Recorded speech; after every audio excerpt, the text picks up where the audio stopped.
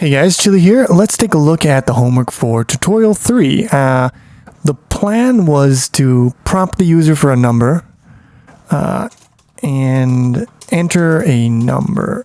And then what we're going to output is a Fibonacci number. See, Fibonacci sequence number at that number. Like if they give, it's hard to explain. If they enter the number 4, you would output the 4th Fibonacci number. So first we prompt the user, and then we store the answer into a buffer, and then we convert that from a string to an integer, call that the fib number. And now we want to calculate number, and we'll just create another one, constant int fib answer is equal to fib of fib number. That's fine. That's fine. So now the question is, well, we could just do this.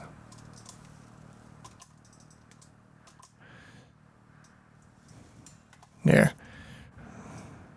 So fib number will be the nth Fibonacci number. So we convert to an integer, and then we call Fibonacci. That will calculate the nth Fibonacci number, store that in fib number, and then we have to output that to the user. So first of all, let's tackle the problem that we know we can tackle, which is the Fibonacci. I did this in the video for recursion, but we could do it again. It's not that hard. And return an int, call it fib, and it takes an int. Just call it n.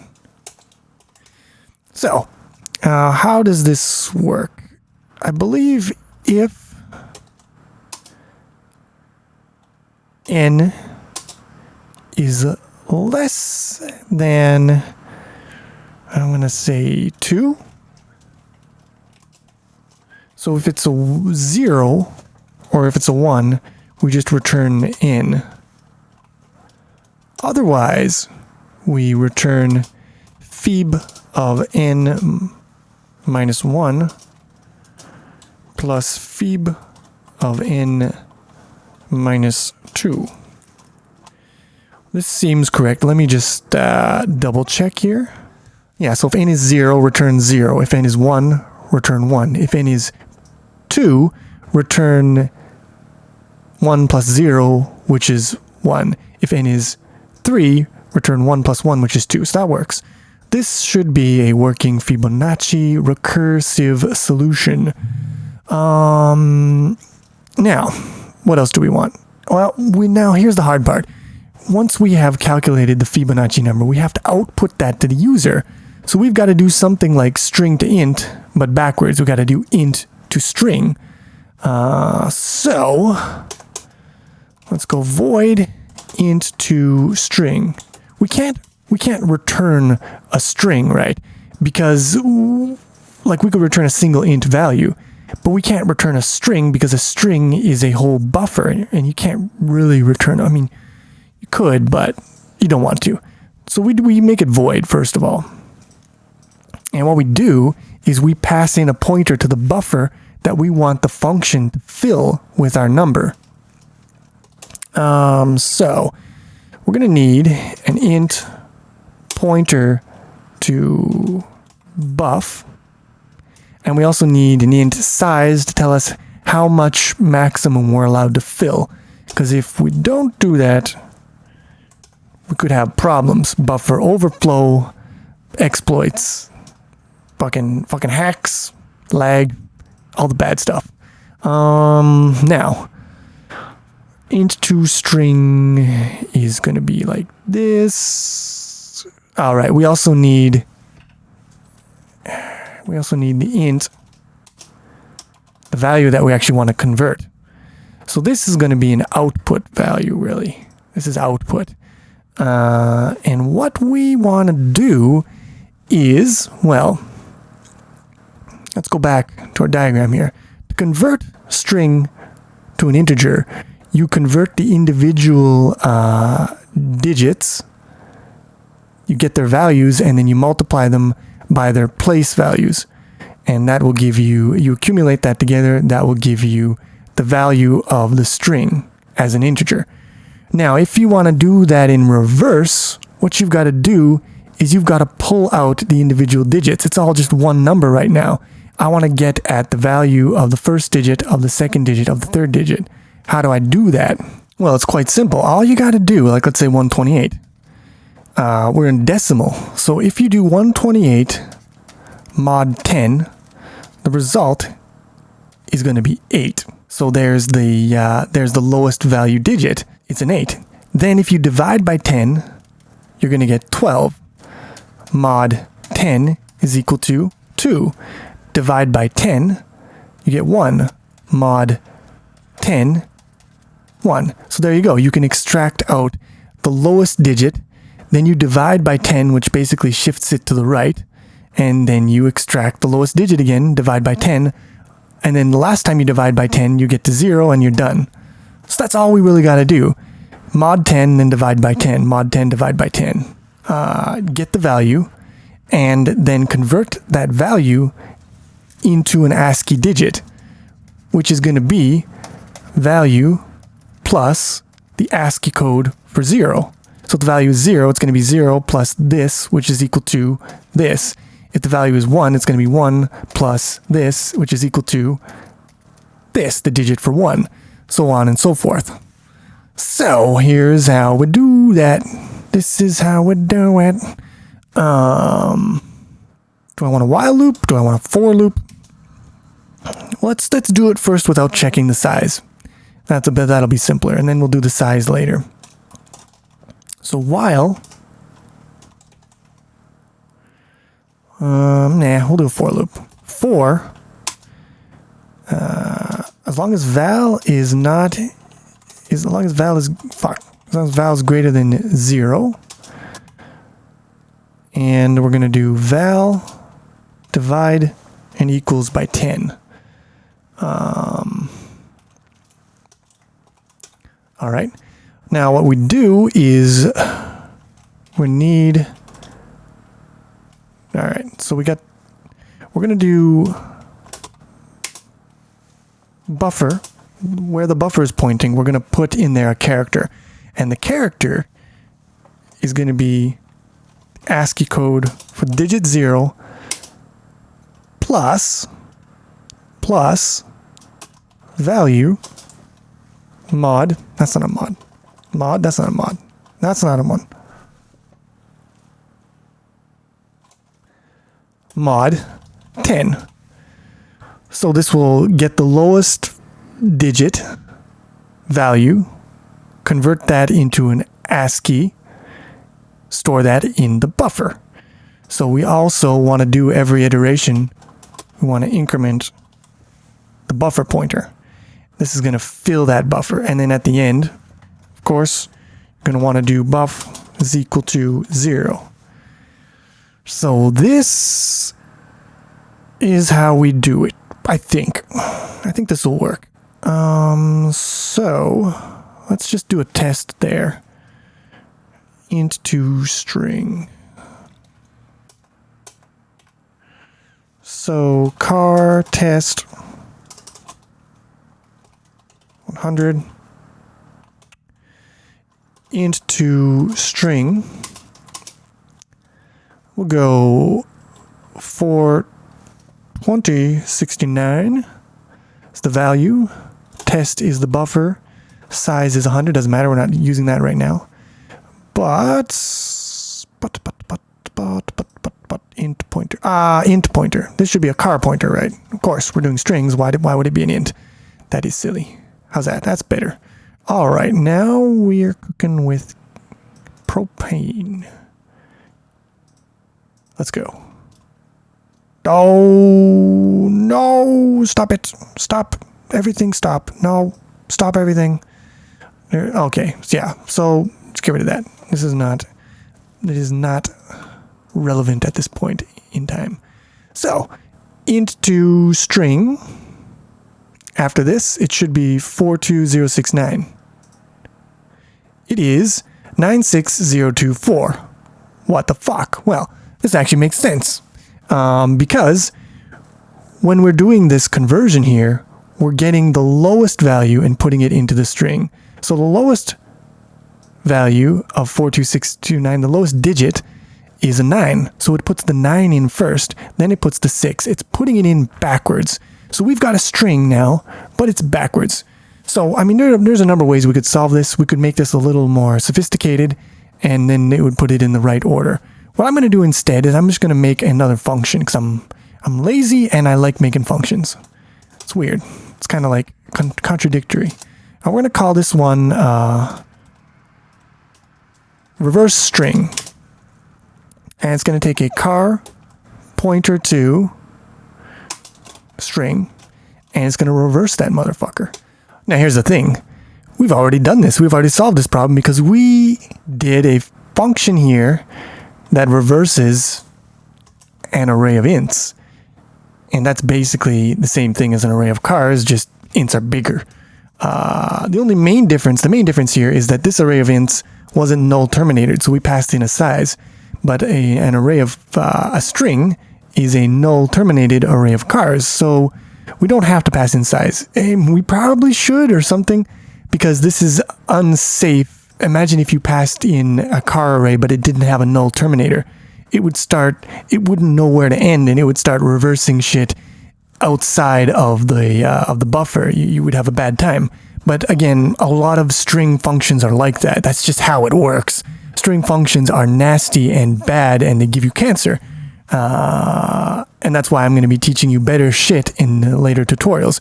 But for now, we'll just use it like this. Unsafe string reverse function. And what we want to do is we want to find a pointer to the end. So we can find the pointer to the end by doing a scan. We'll just copy this code. And we're going to call this one, let's see. So we're going to call this one PR, again, pointed to right.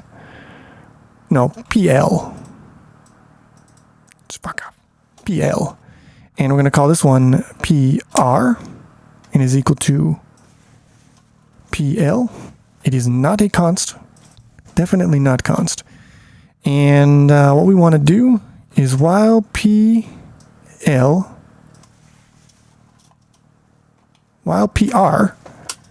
is not equal to the null character, PR++, and then we back it off by 1 once we hit the null character.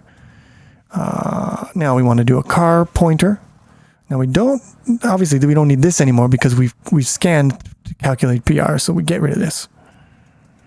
So now we do while PL is less than PR. We do this. This is all the same. We can swap, but we need to. Shit.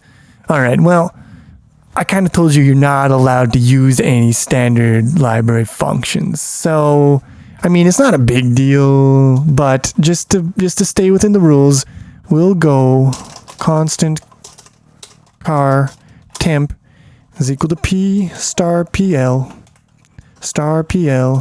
is equal to star PR, and then star PR is equal to temp. There we go. So we swapped without calling a library function, and we have maintained our honor. So we're going to reverse a string like this. And now all we got to do is do int to string. And then at the end, we call string reverse on the buffer. Fuck. We can't. No, because we're moving the buffer pointer. This is why pointers get tricky. You can fuck up in so many different ways. It's interesting every day. So we're just going to go, let's go car pointer const p start is equal to buff. So we'll remember the start of the buffer, and then when we do the reversing, we're going to pass it the start of the buffer, the start of our string. So we put the shit in there, we convert it backwards, we reverse it, and now we should have the right bullshit. Read action violation. All right, I'm an idiot. I fucked it up. I fucked it up bad. Alright, looks like we have problems here somewhere, so let's debug this motherfucker. So what we're gonna do is we're gonna put a breakpoint in here and we're gonna see what's wrong, because it seems like the problem is in here somewhere. It's not stopping the loop, it's running, and it's causing mayhem in our memory. That's what it's doing. So we've got PL, and that's a car pointer 96024. The debugger is nice enough to interpret our car pointers as strings, and it prints it out as a null terminated string. So PR is equal to PL. So far so good. As long as PR is not equal to 0, PR plus plus. Alright, so here's the problem, isn't it? Oh, I think I know what the problem is. I'm an idiot. Here's why pointers can fuck you over, especially when you're not paying attention, when you're trying to talk and code at the same time.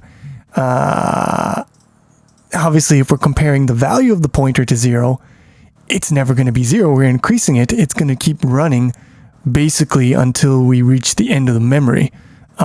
So instead of that, we want to see the value at PR. We want to check to see, we want to keep incrementing PR until the target of PR is not, as long as the target of PR is not equal to 0, keep incrementing it. All right, now that we have averted, we didn't avert shit, but we've managed to figure out what the fuck our dysfunction was. Maybe we can make some progress here. All right, and now we convert this to a string, and it is 42069, which is what we put in as an int value. So our int to string is working. Last thing we should do here is make sure that it is a little safer.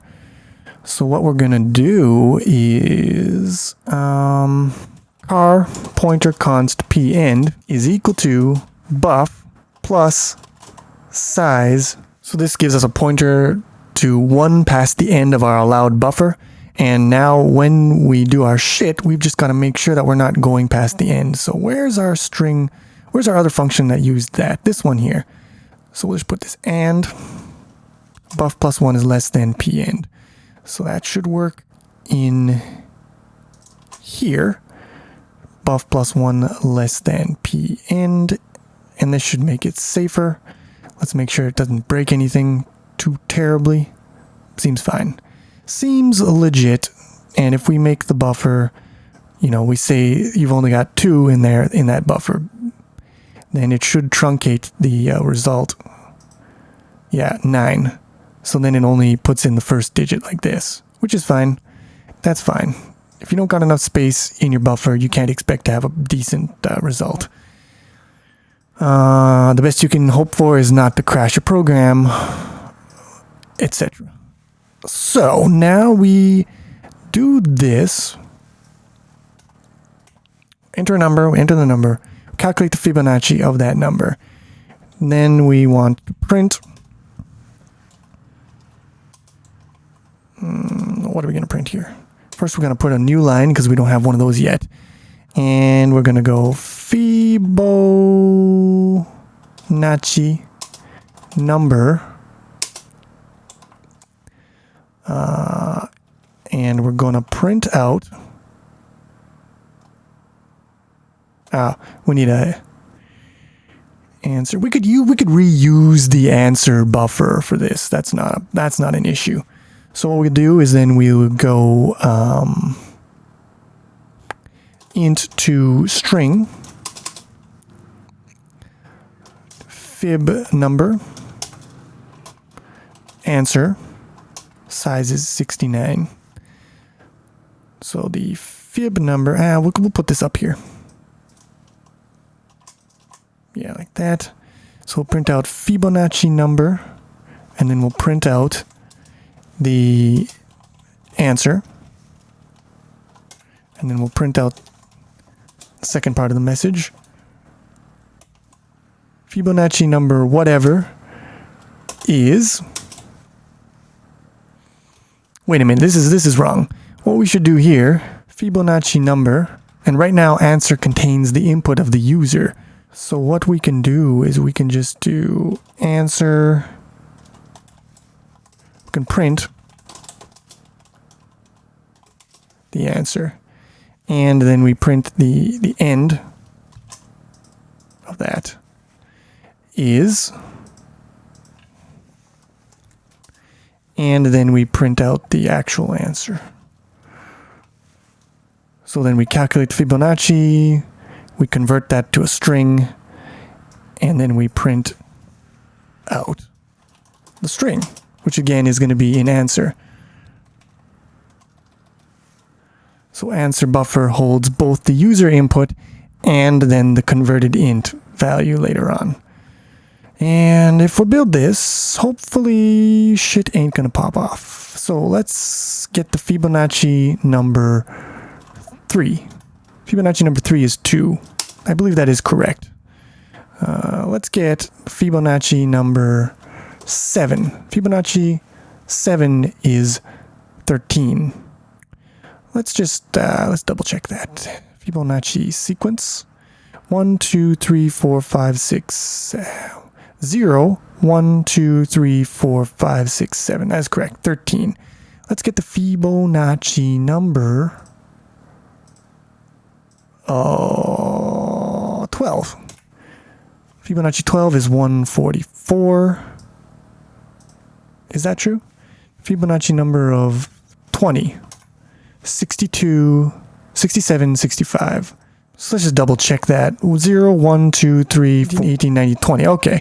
So, program works. There you go.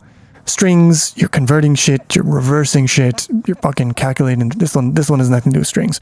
You're, reading, printing, it's all good. You got strings.